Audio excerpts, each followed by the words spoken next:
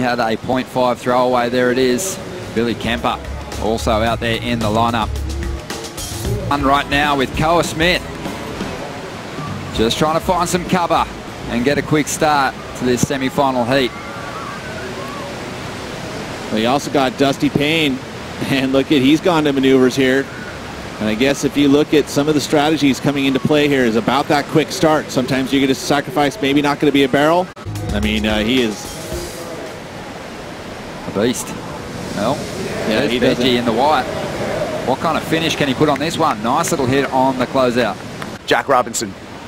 On fire, isn't he, Kaipo? Ripping his way through this draw so far, but as Kaipo pointed out, he needs 4 more good waves, and he might just be in the main event once again. Oh, it is incredible, and it's coming from all sides. It's not just one region. There goes Benji. A lot of waves on the North Shore, but a lot of wind and elements, whereas a lot of the other side, you know, which is Lahaina side there, be taken out of the mix just based on the fact they weren't as competitive. But here we go, Dusty locking in and finding his way through that section. Can he hold on and punch through? He's got the strength to do it. And that is going to be a big number. And he's going to bring it through. Nice little layback, just an inspection on the spray. A nice little fan he threw up. Knowing that it's going to cup out, arm drag, rail drag, everything, and then a little quick pump into the section, holds on, stays centered over his board, knows how important it is to pull that off, and even adding probably a good point here. Completing the ride. He'll be out front, number 1. Take us through the vision peak, because at some point in this ride, he's completely blinded. No, he is, and then, you know, all of a sudden it comes open again, you're seeing it, and then it shuts down on you, and at that point you're like, I have to hold on. You know, you see, this is a stalling technique. He's actually using the front part of his rail to slow him down, so he's in the barrel, and then once he's in the barrel, quick squirt, where he's pushing the rail for a bottom turn. It's like a little quick pump, and then at that point you're blind. Well, let's take a look what happened here. Backhand, this time trying to weave up into it. It's so difficult to do, is to actually pump on your backhand like that. Waxed up. Here's Billy Kemper. Quick cover for him. He's out of there. Wants to get back in that priority order and beat Koa Smith, the 3rd priority. Actually, oh, Travis is there working, right? You're saying? Oh, he's here. Day off. Come on, he's got a good crew. But I was going to say, I've yet to see Koa or... Well, I mean, Peter, you know all about surfboards. What do you make of this rocker right here? This is just bananaed its way out. Absolutely shattered this board in 2 different places. So Koa, like you mentioned, his brother Travis on the beach. They actually had 2 boards for him to choose from. And it's the shallowness too of the, you know, and it just creates a hard breaking wave. As we watch Billy Kemper with a replay here, 2 quick waves, getting some maneuvers done, except for that final move. Some movement here, and it looks like Dusty swinging. Can he get into this one? Again, a late drop. Gets himself in the pit, but not a great line to find the exit. And just create stuff out of nothing, which the younger guys have been able to do. So true. Just under 14 minutes to go. Benji Brand's up at the moment in 3rd place prior to this ride, and not looking for much to get himself into 2nd. Only needed a 1.26. Meanwhile, Koa on the right-hander finds a nice big apex, but the wave tapered off pretty quickly, Pete. Wow, a golden opportunity. Take a look first at Benji Brand. So he's carrying a .5, so this is going to improve that. The barrel didn't have that many points on it, even though we do like the score of the barrel. It has to be a nice round section, kind of like that. But you see that wave so short. It went right into that whitewatery section and just shut down. But good technique. It's going to go into a top 2. It's going to be his best wave for Koa. Payne's out in front.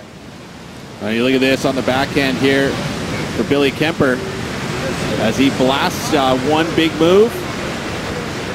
Most likely will go into his top 2, but I think he'll still be out of his top 2, which you need to be in order to transition into this final, which is an all-important final.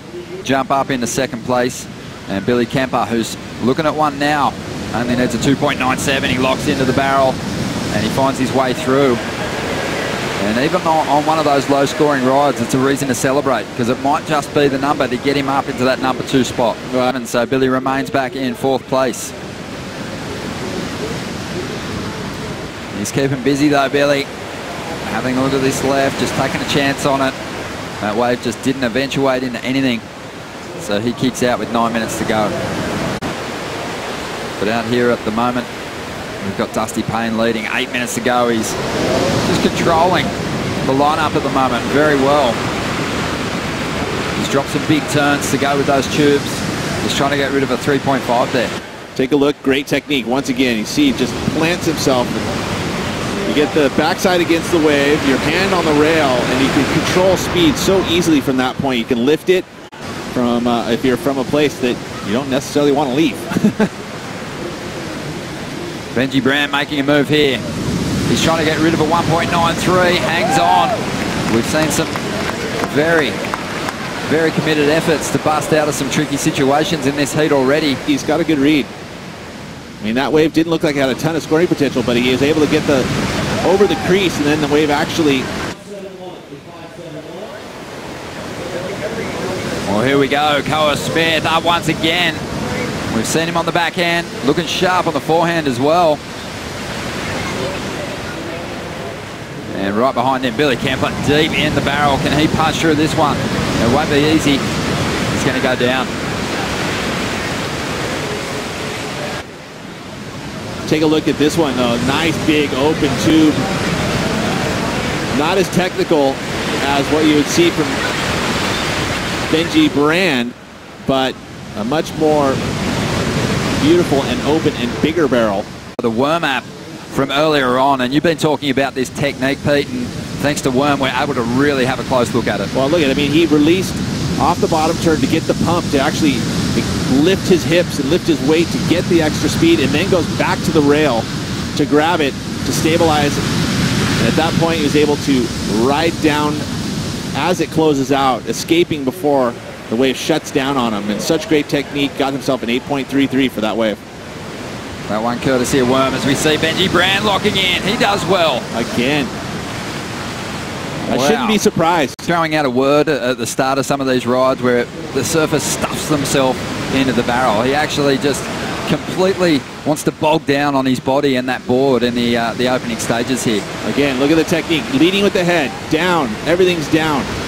Going towards the reef, and then the same thing you do on your forehand to slow a board down, you do off the front rail. You're actually stuffing the front rail into the wall, and that slows you down enough.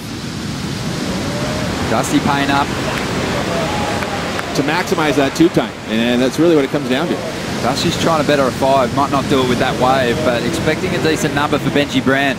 Just the technical aspect of that ride was right up there. Very difficult, just where he positioned himself.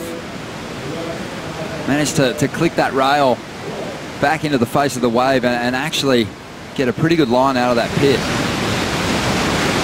See how Dusty had the different type of stalling technique where you wait off the bottom until you see that little pocket form and you kind of bottom turn up into it. Little kick stall. You literally just slough all your speed and a quick little bubble, but you're right, it's probably not going to go into his top 2. Well, Dusty up again, just cruising his way through to the inside. This heat's coming to a close. 50 seconds remaining. And Dusty decides to save the ankles and knees because there's a good chance that he'll be making his way on. Well, it's been the same story all day, Pete. We've had such a stacked field that anytime you're watching 2 surfers bow out, you know you're losing 2 guys that could potentially go a long way in the main event. And it's the same story with semi-final 1. Koa Smith, Billy Kemper, their role ends here in the Pipe Invitational. Dusty Payne and Benji Brand, they're in to the last heat and have a better chance of cracking the main event, the Billabong Pipe Masters.